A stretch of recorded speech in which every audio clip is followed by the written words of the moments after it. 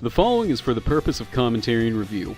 Gon Kamuy was written by Satoru Noda, scripted by Noburo Takagi, directed by Hitoshi Nanba, musically composed by Kenichiro Suehiro, developed by Geno Studio, and licensed by Crunchyroll. Please support the official release.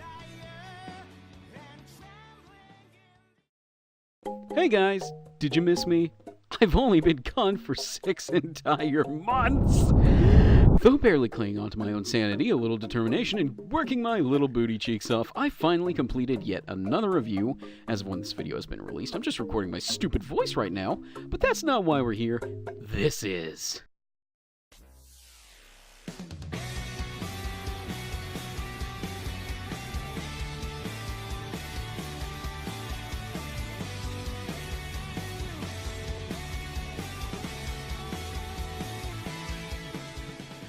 For those of you who want a spoiler-free brief review, let me just give you a little something.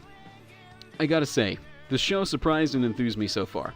Just imagine if the Japanese made something with the feel of an old western. It's multiple factions after a fabled treasure trove, enough gold to live like gods among men, twists and betrayal are abound, and the action has pretty brief but good pauses that don't make you groan and say, "Ugh, when does it get good?" Yes, the crappy CGI is still there, but they back off on it, and eventually, and thankfully, it's been reserved for exclusively the animals so far, and even then, sometimes they animate the wolf in 2D and then back to 3D. It's really jarring and weird, but the rest looks good enough to the point where the visuals aren't detrimental to the overall experience. The comedy is abundant here as well, despite the first episode taking itself a little too seriously. Take my word for it. It's just because they wanted to sell the pilot. It's worth watching. Don't take it for face value. Please, go to episode 2 and beyond after watching episode 1. I'm telling you, it's worth it. If I had to give a numerical score, it's a 7.5 out of 10. 7.5, 5 being average. Now, go watch it, and after you're done, come back and finish this video. And for those of you who have watched it, let's run the gauntlet. Let's just get this out of the way, the ugly parts of the show. Let's point out the CGI elephant in the room. It just sucks. It does. I get why they utilized it, seeing as how the bears were ultra-realistic in the manga, as compared to how the people are drawn, but does that make it okay? No. No is the answer to that. No, it does not. They could have made it work in 2D, though it would have obviously taken more time. What's even worse is the transitions between 2D and 3D. Like, why am I looking at Retar in 2D 1 minute and then 3D the next? It's an eyesore to say the least. Not to mention some of the faces look a little bit plain, like the animation team didn't have enough time to add detail to certain faces.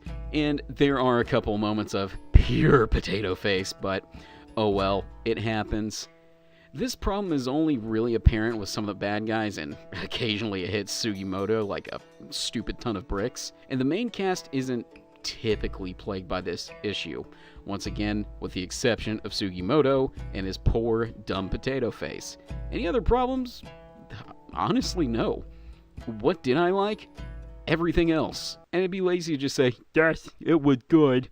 The end. So let's just break it into categories. Let's start with the good visuals. I said in my first impressions video back in April. Good God, that was back in April.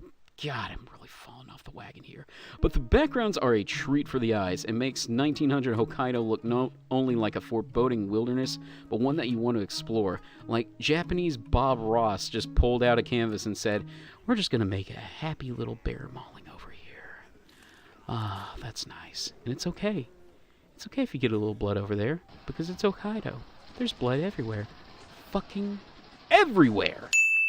The OP and ED were really good. Man with a Mission's Winding Road is pretty appropriate considering the theme of the show. Also, it's just a good song. That shit slaps, son. Also, the ED is pretty sweet.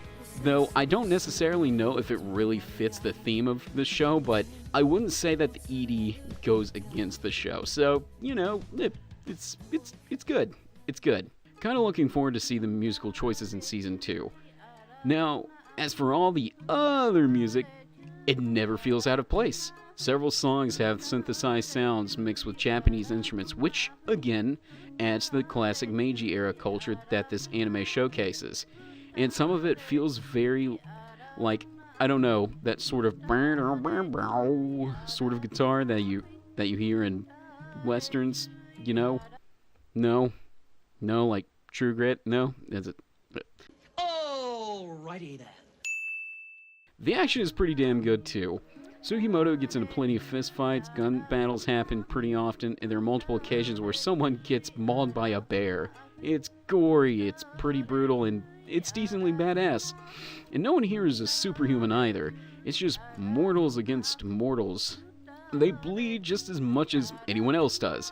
And no one here is a total idiot in battle, as a lot of our combatants are soldiers or ex-soldiers, so they know not to stick their head out or they'll get their brains blown out. So you get into a lot of these battles where it's not that it's a ton of action at once, it's that there's a lot of tension because you're trying to see who makes the next move and how they're going to do it, how they're going to outsmart their enemy. Now, the realism is there, but Sugimoto is going to survive getting tortured and severely injured because anime. Also, the immortal part of his name kind of indicates that he's, you know. And the comedy? Holy shit! That had me in stitches at times. One good example would probably be the cultural differences between Asarpa and the Ainu and the Japanese. Especially with the little running gag that she thinks miso is osama, which is the Ainu word for, well, shit. And her faces are probably the best part of the comedy. Holy crap, the facial expressions used are amazingly funny. Like, there were honestly multiple instances where I had to pause the video because I couldn't see straight because I was laughing so damn hard. If you have any sense of humor, you will find that this show is ripe with many funny moments. Speaking of cultural differences, the explanations of what the Ainu are and the deep lore in their beliefs are not only informative, but also give me an appreciation for the native Hokkaidans and their spiritualistic ways. The way they hunt, the respect they have for nature, their focus on family, it plays a big part in the show, and they honestly remind me of Native Americans. Which is kind of why I mentioned westerns earlier. You know, if Asarpa was an Apache, Sugimoto was a Union soldier, this is all taking place in New Mexico instead of northern Japan. Were the Apaches in New Mexico? Or was it Arizona? And for the absolute best part of the show, the characters. There's not a single one that's written poorly, and very few are forgettable. The villains aren't all inherently evil because, muhaha, I'm evil. It's not, you know, copy-paste freezes in here. Yes, some are creepy, perverted psychopaths. Some are hellbent on wiping out the last of a species and have a constant throbbing erection for murder, but some have decent motives, and they're not all, muhaha, I'm gonna take over the world because I'm ex-shonen enemy placed here. Hijikata, for example, just wants to bring back the pre-Meiji era lifestyle and to preserve the way of the samurai, though he's fine with dying in battle, because that's all he's known. It's just how he is. And Ushiyama is a total fucking horn dog, but he's still a generous and gentle soul, and his camaraderie with Sugimoto and the others, not even knowing who they were when they meet at the hotel, and his camaraderie with Hijikata, it's kind of endearing.